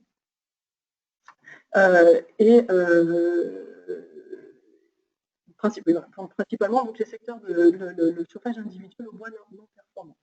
Dans le trafic routier, donc le petit histogramme, pardon, celui-là en Bordeaux, on va dire, donc c'est le trafic qui est particulièrement concerné, et à l'intérieur, c'est les moteurs diesel spécifiques. Donc voilà, ce type d'analyse permet de voir quels sont les leviers d'action quels seraient les leviers d'action les plus efficaces pour abaisser les quantités de polluants qu'on va émettre à l'atmosphère. Alors, je prends un cas pratique, le cas d'aujourd'hui. C'est un tel que, voilà, vous êtes là, profitez-en. On a les données toutes fraîches de cet épisode de pollution qu'on est en train de vivre et qui va finir par rentrer dans l'histoire de manière assez historique, puisqu'il c'est un épisode qui commence à durer depuis une dizaine de jours, on y est, qui commence à être particulièrement long dans l'historique qu'on a de l'épisode de pollution. Les plus longs qu'on ait pu faire, c'est 15 jours, donc là, on y va, je pense, avec grand temps, puisqu'il n'y a pas d'évolution très favorable de la météo pour les prochains jours. Donc, visiblement, c'est un épisode qui risque de durer encore un peu. Donc, vous avez ici l'évolution, pour les PM10 toujours, hein, puisque c'est le polluant en cause dans cet épisode-là, l'évolution de la qualité de l'air, donc plus c'est rouge, évidemment, plus rouge, dans tous les cas, c'est les seuils réglementaires. Donc, c'est un épisode qui a débuté le dernier jour du mois de novembre, qui a une pointe le 1er décembre, qui s'est un petit peu affaibli tout début décembre pour reprendre de l'ampleur, de l'intensité à partir de lundi, mardi, mercredi, jeudi. Demain, ça fait bien tout peu, mais ça remonte ensuite. Alors, je disais que c'était un épisode historique, puisque vraisemblablement, enfin c'est sûr maintenant, demain, sur Lyon, la circulation alternée va être mise en place, à l'instar de ce qui se passe depuis 2 jours sur Paris, et c'est la première fois que ça se fera donc, en région lyonnaise. Il est possible aussi qu'à Grenoble, ça sera décidé demain, mais qu'à Grenoble, il y ait une zone de circulation restreinte qui soit mise en place. Et dans cette zone-là, ne pourront accéder que les véhicules qui auront la pastille critère, je ne sais plus les numéros, je ne sais pas si c'est Steve, mais voilà, si, vous avez peut-être entendu parler de cette pastille-là qu'on peut acheter, donc c'est à peu près 5 €, sur un site du ministère de l'Intérieur, ça doit être. Et donc, selon l'âge du véhicule et la date de fabrication du véhicule, on a une pastille avec un numéro, et seules les pastilles d'un certain numéro, donc j'ai plus ici, j'ai plus mémoire de ces numéros-là, ne pourront accéder à la zone à restriction, à la zone à circulation limitée. Voilà. Donc il est possible que ce soit mis en place samedi sur Grenoble, à confirmer.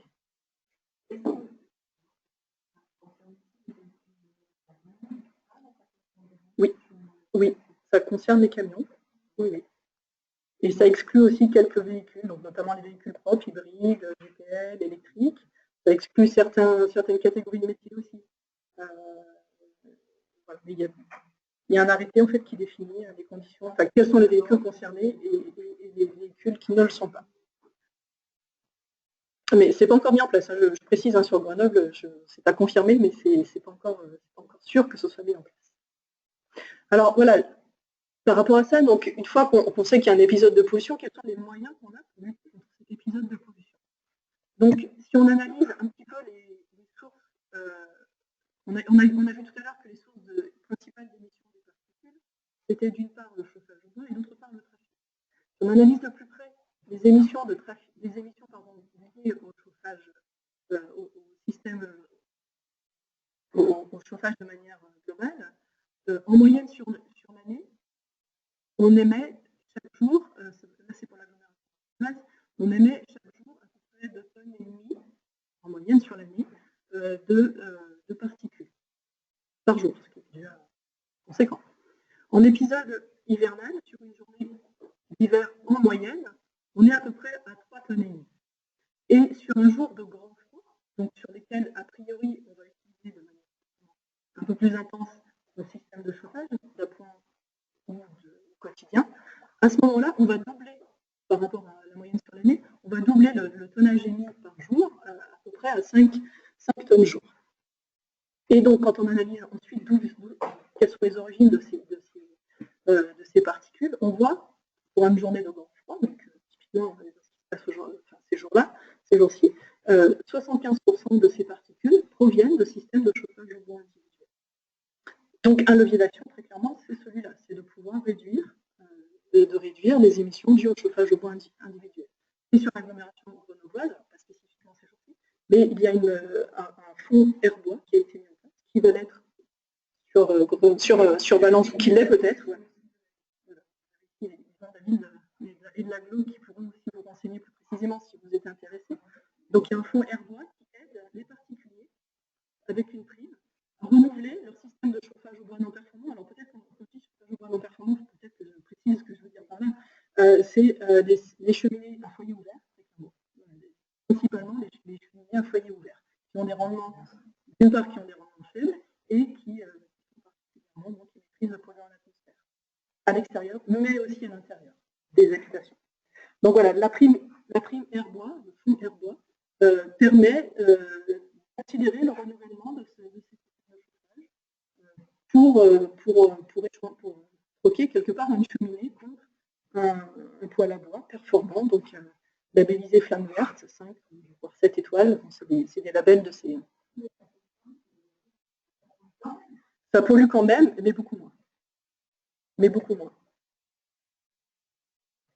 Énormément moins même. Par rapport à un foyer ouvert, c'est vraiment énorme. Pardon? Ah si. En fait, il y a des enquêtes ménages, qu'on appelle des enquêtes ménages, qui sont faites régulièrement à l'échelle de la France ou d'un territoire et qui montrent que c'est beaucoup de chauffage au bois.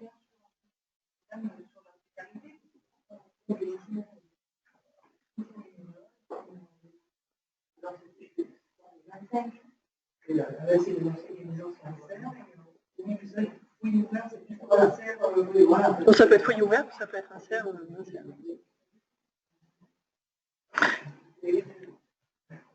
Et donc le deuxième secteur d'activité qui était émetteur de polluants, on a dit que c'était le trafic. Et donc, pour limiter les émissions dues au trafic, on a plusieurs solutions. Soit on diminue le trafic par différentes contraintes, soit on modifie la composition du parc roulant. Alors, diminuer le trafic, ça peut on peut avoir plusieurs types d'actions. On peut favoriser la mobilité, c'est-à-dire sortir des gens de leur voiture pour les mettre sur des transports en commun ou sur des vélos, et c'est même bon pour votre santé, Béatrice l'a dit tout à l'heure. On peut optimiser le transport de la marchandise, donc bon, ça ne nous concerne pas ici directement, mais très clairement, on y réfléchit d'ailleurs justement de pouvoir, le dernier kilomètre, les livraisons de colis au dernier kilomètre pourraient être faites par des véhicules électriques dans le centre urbain de Grenoble. Il y aurait des plateformes à l'extérieur et puis des véhicules électriques ou en tous les cas propres, viendraient alimenter l'intérieur de l'agglomération pour les derniers kilomètres de l'ensemble des petits colis qui doivent être livrés. Et je sais s'ils sont nombreux, surtout à cette période-là. Ensuite, diminuer le trafic, ça passe aussi par des mesures d'urbanisme, c'est-à-dire concevoir un urbanisme qui soit cohérent avec cet objectif de diminuer le trafic. Et puis, il pourrait se mettre en place sur Grenoble, donc restreindre l'accès à des véhicules, notamment dans les centres-villes. Et puis, modifier la composition du parc roulant. Donc là aussi, c'est restreindre l'accès aux ZCR, donc les zones à circulation restreinte, aux véhicules les plus polluants. Encourager la prime à la casse. La fiscalité sur le carburant peut aussi jouer. Et puis, il y a les progrès technologiques des véhicules qui ne sont pas mentionnés là, mais évidemment, tous les progrès qui peuvent être faits par les constructeurs sont évidemment les bienvenus dans cette politique-là. Voilà, donc la circulation alternée, finalement, qui est mise en place demain sur Lyon, participe forcément sur cette action-là, donc à tenter de faire basculer les gens d'un système de transport individuel vers un système de transport collectif. Voilà, bon, j'en termine rapidement sur les perspectives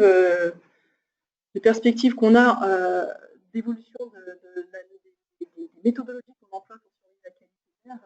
On voit aujourd'hui très clairement des évolutions technologiques qui arrivent, notamment le citoyen est de plus en plus demandeur à avoir une évaluation de sa qualité de l'air, la qualité de l'air qui respire au plus proche de ce qu'il est vraiment. Et il y a beaucoup aujourd'hui de micro-capteurs, par exemple, qui sont en train de se mettre en place. Alors, ils ont encore des fiabilités qui sont parfois à faire progresser, mais en tous les cas, il est fort probable que d'ici quelques années, on puisse évaluer individuellement sa qualité de l'air et qu'on puisse nous transmettre à ceux qui le veulent bien, ceux qui en ont envie, des dispositifs qu'ils peuvent porter au quotidien pour évaluer leur qualité de l'air vraiment respirée à l'extérieur, mais aussi à l'intérieur de leur habitation. On a aussi des systèmes d'évolution, bon là c'est anecdotique, mais voilà, des systèmes de modélisation qui vont prendre en compte la 3 dimensions dans l'espace. Aujourd'hui on fait des modélisations à plat, en 2D. Prochainement on pourra modéliser la qualité de l'air en 3D, ce qui a évidemment des intérêts dans les centres urbains avec des immeubles grands, enfin des immeubles pour évaluer la qualité de l'air en étage au-delà du rez-de-chaussée ou du premier étage. Et puis, des applications, évidemment, de plus en plus, on va l'année prochaine mettre en place une application qui s'appellera Air2Go, qui permettra à chacun, en se géolocalisant à partir de son smartphone, de connaître l'état de la qualité d'air sur le lieu où il se trouve, et de pouvoir aussi retracer sur l'ensemble de sa journée, selon le trajet qu'il aura effectué, la qualité de l'air qu'il aura respiré au cours de la journée. Voilà, je vous remercie. Et... je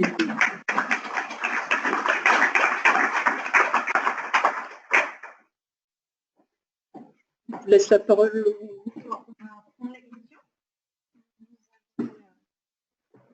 Des questions aux 2 intervenantes.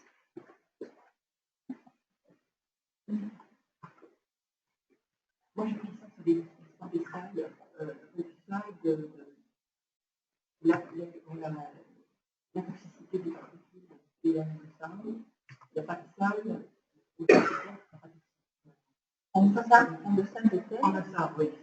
C'est pas toxique. Donc, les études montrent que le risque commence en fait derrière tout de suite. Donc, le risque d'augmentation du risque fixe pour les niveaux qui se trouvent en deçà des niveaux réglementaires européens, donc il y a compris, mais aussi en deçà des seuils de recommandation OMS. Donc là, en l'occurrence, les 40 microgrammes par litre pour les PM et les 30 microgrammes par litre pour les femmes.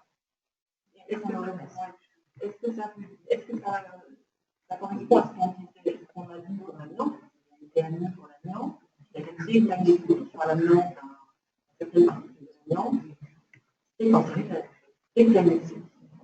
Et la molécule. Donc, voilà, c'est cancérigène. Après, on parle au niveau de associé à la pollution atmosphérique, c'est associé au niveau individuel. On a ça pour beaucoup pour la cigarette, il n'y a pas de seuil. Et le seuil, et les seuils qu'on a qu'on met pour l'alcool à verre pour les femmes et de verre pour les hommes par rapport aux considérations maladies cardiovasculaires, pour le cancer, là aussi, il n'y a pas de seuil. Là aussi, on commence à verre dès le premier verre. Le risque cancérogène commence dès le premier verre et qu'il y a aujourd'hui un débat. Est-ce qu'il faut garder ces recommandations de un verre pour les femmes et deux